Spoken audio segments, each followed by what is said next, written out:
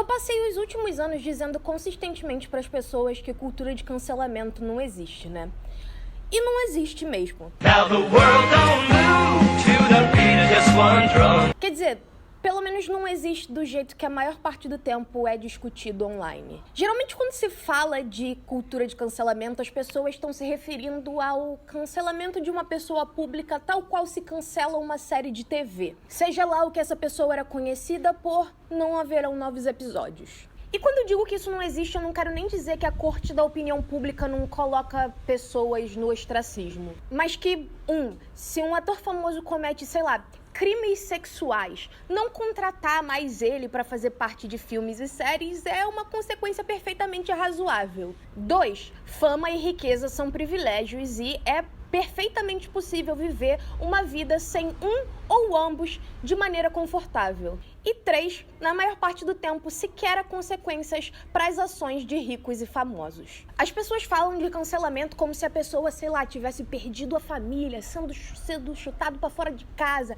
ido para a prisão, tido seus bens recolhidos, quando na maior parte do tempo o que aconteceu foi só as pessoas xingaram muito no Twitter, sabe? Eu vou xingar no Twitter hoje, muito.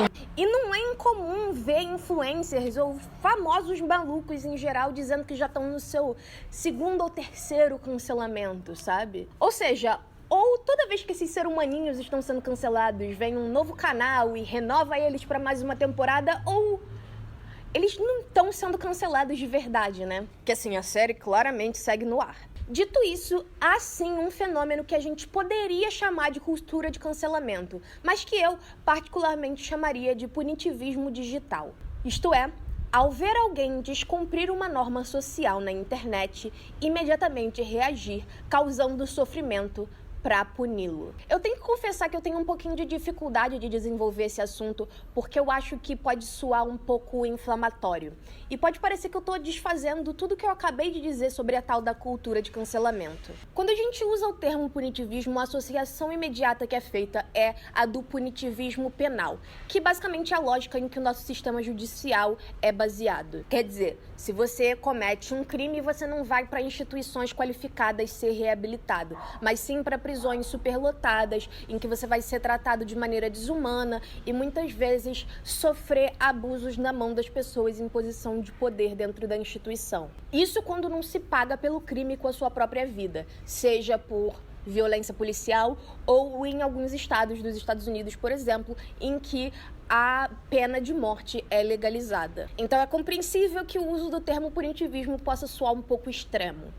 Mas deixa eu explicar. O que eu quero dizer é que a lógica por trás é a mesma, vigiar e punir. E é engraçado porque, de certa forma, a gente chegou nesse auge da rede social hipervigilante e punitiva como consequência desse sistema ser muito claramente impossível de fazer justiça e estar falhando conosco. A multidão que ataca no Twitter nada mais é, na maior parte do tempo, do que pessoas plenamente cientes de que não podem contar com o sistema vigente para corrigir os erros de pessoas em posição de poder. É um povo cansado de assistir filme em que o ator principal bate em mulher, quem dirigiu é transfóbico e o interesse romântico é racista. Quando se é branco, rico e famoso, não há consequências nem para, de fato, ações criminosas, que dirá só por ideologias terríveis. Então as pessoas se juntam na internet para tentar fazer o que podem, usar a magia que a internet deu de fazer as suas vozes serem ouvidas, esperando que com a distribuição de informação e com gente suficiente reclamando, manche a imagem do famoso o suficiente para que alguma coisa aconteça, que ele perca alguma coisa, para que algum senso de justiça e de ver aquela pessoa pagar pelo que ela fez seja sentido, sabe? E eu definitivamente não tô aqui pra te dizer que isso é errado. Te pedir pra ter compaixão com gente que tá se safando com deliberadamente machucar os outros. Só que assim, eu 100% comprava a ideia de boicotar tal filme ou série, xingar famoso em todas as redes sociais possíveis. Tava cheio de raiva de o mundo ser como ele é. E achando que espalhar para a maior quantidade de pessoas possíveis, que, sei lá, tal famoso é um grande sacão de bosta, ia ajudar a mudar o mundo. Só que não mudou. Então eu não tô aqui pra vir com aqueles papinho torto de confundir a reação do oprimido com opressão de fato, ou pedir pra que pessoas marginalizadas tenham empatia pra quem não tem empatia com elas. O meu argumento contra a tal cultura de cancelamento é que ela não só não muda absolutamente nada, mas como também alimenta o ciclo que deixou a gente aqui nesse clima de impunidade para começo de conversa. É que assim, a gente vive nesse mundo capitalista de meu Deus, em que redes sociais têm algoritmo manipulado por pessoas muito específicas, em que mídia de massa é distribuída por, 3 conglomerados e, sei lá, é só muito fácil manipular o fervor das massas. E as únicas pessoas que têm poder para se proteger de qualquer consequência desse fervor, dessa massa, são pessoas também muito específicas. Exemplo, meu último vídeo foi sobre a J.K. Rowling, né? Ela é um ótimo ponto de partida. Ano passado, a Joanne, no meio de uma pandemia, com protestos contra a brutalidade policial contra negros, comendo soltos, resolveu ir pro Twitter para fazer uma grande declaração sobre a posição política dela. Ela chegou no Twitter e falou: galera, eu sou transfóbica. E a partir daí começou a declarar falácias como se fossem verdades comprovadas sobre gênero e sexualidade. Obviamente, os ativistas não deixaram barato. Eles foram lá e xingaram muito no Twitter. Eu vou xingar no Twitter hoje, muito. E é isso, ela continua tão rica quanto sempre, os livros do Harry Potter seguem vendendo como água, vai ter Animais Fantásticos 3 no cinema e vai até ter uma série do Harry Potter em breve na HBO Max. Já uma pessoa pública trans, vamos dizer aí, por exemplo, a ContraPoints, que a Natalie Wynn, que tem o canal ContraPoints no YouTube. No final de 2019, ela postou um vídeo que tinha uma pontinha em voice-over de um homem trans, que é muito polêmico na comunidade, o Buck Angel. Ele é famoso por ter chutado a Lana Wachowski pra fora do armário e, enfim, ele tem uma visão de transexualidade que é uma coisa chamada de transmedicalista, que é tipo, ele acha que só é trans quem tem disforia e passa por intervenção cirúrgica. As pessoas ficaram boladas e, assim, com certa razão, porque o maluco é de fato um puta de um vacilão. Mas aí a reação delas foi: eu vou xingar no Twitter hoje, muito. Só que não só isso. Elas mandaram mensagens de ódio pra Natalie, incluindo mensagens de morte, é claro. Divulgaram todas as informações pessoais, incluindo endereço, CPF, que não é CPF lá, né? Mas é o número que equivaleria ao nosso CPF. Conta de banco, cartão de crédito, e, enfim, todo tipo de informação pessoal que você não gostaria que todo mundo tivesse acesso na internet. E continuam mandando mensagem de ódio até hoje. E começaram a mandar mensagens de ódio, divulgar as informações pessoais também de todo mundo que fosse minimamente percebido como amigo ou aliado da Natalie. Quer dizer, ela tá bem agora, ela até voltou pro Twitter recentemente. Mas dá pra perceber o peso mental que um erro que é meio que pequeno causou. Ela, inclusive, tem um vídeo falando sobre cultura de cancelamento que ela fez alguns meses após esse incidente. O link vai estar na descrição, eu definitivamente recomendo. E tem um vídeo também bem legal sobre o assunto da Abigail Thorne, a PhilosophyTube, que também meio que foi pega no raspão desse rolê. As pessoas também esculacharam ela por causa de uma coisa que a Natalie fez. E assim, eu sei que a J.K. Rowling definitivamente também recebe mensagens de ódio e ameaças de morte literal no Twitter. Eu tenho certeza absoluta disso. E eu não tô dizendo que isso é certo. Definitivamente mensagens de ódio e assim, ódio mesmo, do tipo, você é isso ou aquilo e você deveria morrer, sei lá o quê. Ou literalmente ameaças de morte. Não tá certo, não é uma reação correta a absolutamente nada. Mas não só a posição da J.K. Rowling é uma que, de fato, causa mortes, como também ela tem um poder ali à disposição que pode impedir que essas ameaças de morte, caso ela ache que sejam possíveis de se concretizar, de acontecer. Ela pode evitar o doxing e pode contratar segurança e, enfim, tem uma proteção em volta dela, em volta das suas informações pessoais, muito maior do que de uma youtuber transgênero. Minorias sociais e econômicas têm muito mais a perder ao serem encarados com uma montanha de ódio. Porque eles têm muito mais a perder em geral, assim, na vida, sabe? E tudo que a tal cultura de cancelamento faz é manter a roda girando. Todo mundo segue errando igualmente em meio aos gritos da plebe, só quem é punido é quem já tá embaixo na hierarquia social. Tá, a gente chegou na metade do vídeo e se você sabe o que é headers, essa coisa que tá escrita no título do vídeo, você provavelmente tá se perguntando: e aí? E headers? O que tem a ver com isso tudo? Então, se você me conhece pessoalmente ou me segue nas redes sociais, links na descrição, definitivamente, se você não me segue, passa a me seguir.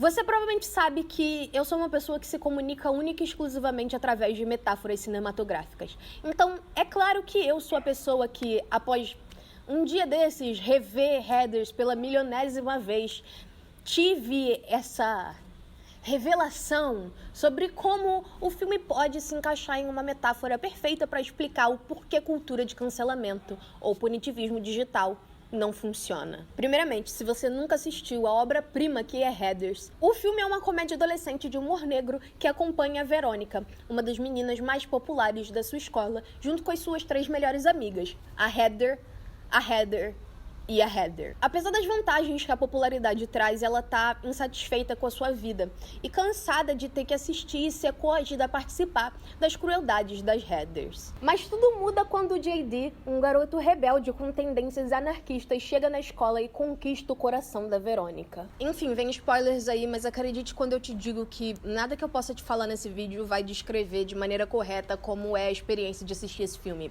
É uma experiência, de fato. Então, né, eu falei que tudo mudava com a chegada do JD. Isso é porque ele tem a brilhante ideia de que pra Verônica mudar e se livrar da tristeza que é a vida dela, a grande ideia que ele tem é matar uma das Heathers, a Heather principal, no caso, a Heather Chandler. Então, eles matam ela e forjam um suicídio, e apesar da Verônica botar a culpa principalmente no JD, fica muito claro de que ela meio que já queria fazer isso, só o que faltava era coragem. Só que pra surpresa da Verônica, quando ela chega na segunda-feira na escola, esperando uma grande mudança no status quo por causa da morte da Heather, o que ela encontra é uma legião de fãs da Heather Chandler ainda maior. A morte da Heather Chandler faz dela uma grande heroína trágica pra escola. E a carta de suicídio forjada pela Verônica pinta ela como uma pessoa profunda e incompreendida, sabe? O resultado é que agora suicídio adolescente é uma coisa cool e as pessoas amam a Heather mais do que nunca. Acho que essa parte como metáfora é meio óbvia de entender, né? Não existe cancelamento pro rico e poderoso. Nem a morte cancela o rico e poderoso. Então, esse é definitivamente um dos aspectos em que o filme faz as suas críticas que se mantêm mais relevantes até hoje. Com destaque para a comodificação de assuntos sérios que a gente ainda vê acontecendo hoje em dia. No caso de Heathers, é a saúde mental, e que dilui tanto, e essa comodificação dilui tanto a informação que deixa de ajudar quem de fato precisa. Outras 2 adolescentes acabam tentando tirar a própria vida no decorrer do filme. Mas ao contrário da Heather Chandler, elas não são celebradas ou tratadas como heroínas. Tá todo mundo na escola cantando Teenage Suicide Don't Do It, mas na hora de fato impedir que 2 adolescentes cometam suicídio, ninguém tá lá. Mas no que eu quero focar mesmo, porque eu acho que é bem mais pertinente para o assunto que a gente tá abordando hoje, é essa tal mudança do status quo que acontece com a morte da Heather Chandler, que no caso é nenhuma. Algo que o filme faz incrivelmente bem é deixar bem claro que a Heather Chandler não é a responsável pela sociedade microcósmica de Westerberg High ser da maneira como ela é. Ela sequer é um símbolo dessa sociedade. A Heather Chandler pode ser a garota mais popular da escola. E ela pode ser cruel. Mas ela também é só mais uma engrenagem na máquina. E eu amo a maneira inicialmente sutil e eventualmente extremamente óbvia com a qual isso tudo é mostrado. A gente tem um momento bem pequenininho de humanização da Heather no começo do filme, quando ela e a Verônica vão pra uma festa de pessoas da faculdade e, ao contrário da Verônica, que quando é assediada consegue recusar e sair da festa, a Heather acaba fazendo o que o garoto universitário queria que ela fizesse. E a gente a vê logo depois se olhando no espelho do banheiro e cuspindo no reflexo dela, claramente enojada com o que ela acabou de fazer. Mas nada personifica tão perfeitamente o fato de que A Heather era só mais uma garota como outra qualquer, utilizando o que o mundo ensinou a ela que ela deveria utilizar para se manter no poder. Do que o fato de que assim que ela morre, outra pessoa vem e preenche perfeitamente o espaço que ela deixou. A Heather Duke, que era um dos objetos de tormento favorito da Heather Chandler e cuja reação à morte da amiga é agradecer a Deus. I prayed for the death of Heather Chandler many times, and I felt bad every time I did it, but I kept doing it anyway. Now I know you understood everything. Praise Jesus. Hallelujah. Quando o vácuo de poder deixado pela Heather se abre, ela vai lá e imediatamente o toma para si, passando a atormentar e torturar as mesmas pessoas não populares da escola que a sua antecessora o fazia, e agora também atormentando a Heather McNamara. E isso definitivamente não é um daqueles papinhos de o sonho do oprimido é ser opressor, até porque todas as Heathers e a Verônica se encaixam no mesmo padrão estético, econômico e social. Isso é a Heather Duke, exatamente como a Heather Chandler antes dela, utilizando os métodos que ela foi ensinada por todos à sua volta para tomar todo e qualquer poder disponível. O que significa que se a gente fosse ter uma abordagem bem JD da situação e, sei lá, matasse essa Heather também, tudo o que ia acontecer era que uma nova Heather ia tomar o seu lugar.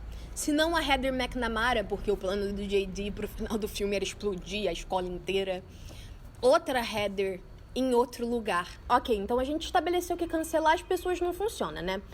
E agora? A gente faz o que então? Essa é a parte brava da pergunta, porque se eu soubesse a resposta, eu não ia estar aqui fazendo leitura sociopolítica atual de filme dos anos 80, né? Vamos lá. No final do filme, a Verônica decide tomar uma decisão. Ela decide usar o poder que ela tem, que ela sempre teve, mas hesitava em usar, nada como ter o seu namorado ameaçando explodir a escola inteira. E ela decide mudar a hierarquia de Westerburg High. Ela decide, com as próprias mãos, criar um mundo em que Heathers e Martas podem se dar bem. Então, sendo uma garota rica, branco, hétero, cis, sabendo que ela tem o poder de ser escutada pelo resto da escola, ela arranca o poder das mãos, ou melhor, dos cabelos da Heather Duke, e declara que tem um novo xerife na cidade, se tornando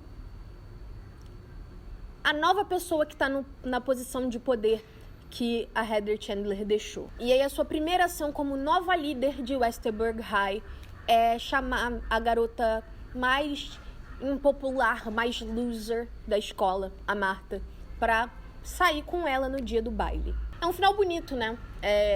Se você tem poder, use-o de maneira, sei lá, meio que reconhecer a sua posição dentro da hierarquia e usar pro bem, porque matar os outros claramente não funciona, né? Você tem que fazer alguma coisa ao invés de eliminar quem você acha que tá fazendo errado.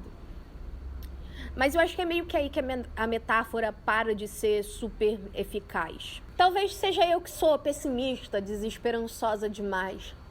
Mas eu acho que acreditar e pedir para a pessoa que tem poder para fazer alguma coisa, ficar esperando que sejam eles os bons milionários do mundo que vão nos ajudar, é, no mínimo, ingenuidade. Porque quem seria um bom milionário? Quem faria algo mais do que o mínimo do mínimo do mínimo? Porque o que a gente acredita que é o bom rico, o bom poderoso, é meio que isso, né? Tipo, ai, você não tá literalmente chutando mendigo na rua, ai, parabéns, que lindo! Quando, na verdade, não dá pra eles redistribuírem poder e remontar a hierarquia, porque se a hierarquia favorece eles, por que eles iam querer mudá-la de fato? Como eu disse, eu já fui a pessoa que acreditava que gritar alto o suficiente ou deixar os seus desejos claros através de, sei lá, ação econômica mudava alguma coisa. Mas a verdade é que nós, meros mortais, nós proletários, a gente tem praticamente zero impacto com a nossa ação individual. O seu boicote ou a sua ação desorganizada no Twitter só impacta em alguma coisa só tem algum efeito se ela já serve a tendências anteriores. Tipo, agora o Johnny Depp não é mais a pessoa lá que vai ser o vilão no filme dos Animais Fantásticos. Mas isso é porque o Johnny Depp já só causava flop em bilheteria há, tipo, anos. Então, assim, pode parecer que é porque se gritou muito no Twitter, ou as pessoas odiaram muito e boicotaram muito os trabalhos de alguém, ou enfim, gritaram muito contra alguma figura polêmica, mas só faz sentido se já serve aos interesses de uma empresa específica ou tendências que já estavam acontecendo. Tu acha que, sei lá, a Gina Carano foi demitida de The Mandalorian porque a Disney é muito woke, sabe? Não! A Disney foi literalmente fundada por um antissemita e praticamente inventou o queer coding nas animações. Eles não estão super lutando contra a homofobia, a transfobia e o antissemitismo. Não é tipo os valores da empresa que foram quebrados pela Gina Carano. Porque, sei lá, tipo, qual é a diferença entre a Gina Carano ser preconceituosa no Twitter ou o Jeremy Renner, que vai estrear uma das futuras séries, que já inclusive terminou de ser gravada, do Disney Plus com o MCU, que foi acusado de abuso de substâncias, negligência parental e violência doméstica, recentemente. A Disney é contra antissemitismo e transfobia, mas bater em mulher pode? Tipo, não pode falar besteira no Twitter, mas cheirando carreira de pó na frente da sua filha, criança, que não tem problema. Tipo, não, né? Não tem nada a ver com os valores da Disney. É puramente um jogo de interesse. Tipo assim, beleza, você tira uma personagem secundária de uma série do Star Wars. Ok. Afeta em absolutamente nada. Mas aí você tira o personagem principal de uma futura série da Marvel. Vai afetar em bastante coisa, né? E afinal de contas, acho que se as pessoas ficarem irritadas com isso, o que elas vão fazer? Boicotar uma série da Marvel? Até parece. Tá entendendo aqui comigo porque que não dá muito pra você pedir, sei lá, pro Bob Chapek, pro Kevin Feige usarem o seu poder pra mudar Hollywood, sabe? Tipo... E aí eu entendo que o pensamento seguinte é, tipo, ir pra umas vibes bem JD, tipo, ok, então a gente vai explodir tudo, porque se a gente... é só assim que dá pra ter algum efeito sobre alguma coisa, explode, foda-se. Aí a gente acaba com a hierarquia porque a gente explode todo mundo. Mas assim, eu não sei vocês, mas eu gostaria de viver em sociedade, assim. Porque a única maneira de essa lógica, tipo, a gente vai acabar com a crueldade explodindo tudo, funcionar, é se você literalmente explodir tudo mesmo, assim, todo mundo. Porque se sobrar um único filho da puta, a gente pode correr o risco de voltar exatamente pra onde a gente estava antes. É tipo assim, se você quer matar todas as headers, tem que ser todas as headers mesmo. Todas elas. Inclusive, quem pode eventualmente se tornar uma header. Porque senão, elas vão ressurgir. Quando você corta uma cabeça, nasce duas no lugar. Então assim, novamente, vou frisar. Eu não tô aqui pra te pedir pra ser uma Marta tendo peninha das headers do mundo. Não é pra ter pena de quem não tem pena de você. Essa conversa é pra deixar evidente o que tá errado na cultura de cancelamento que faz não funcionar.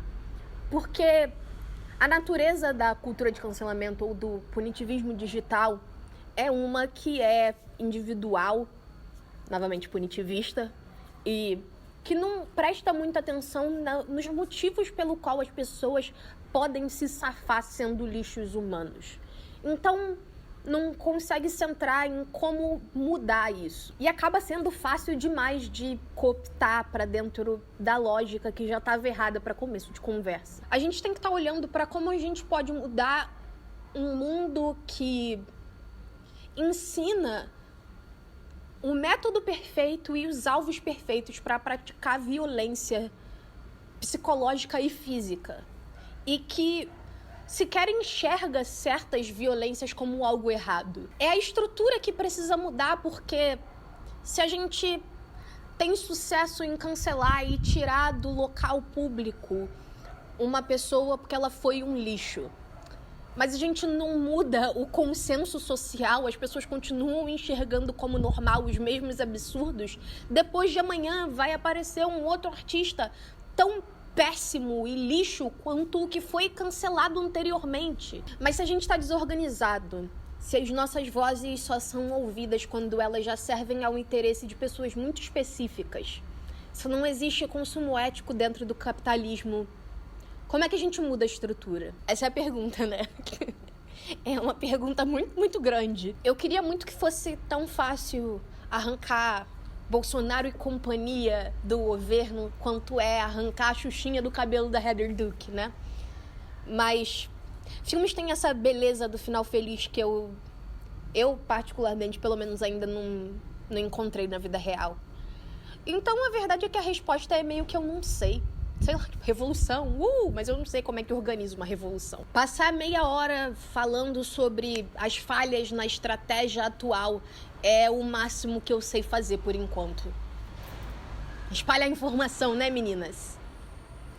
Mas se você tiver uma ideia melhor, eu definitivamente aceito sugestões. Deixa nos comentários. Eu não sei o quanto diz sobre a nossa sociedade, que parece que não muita coisa mudou desde 86.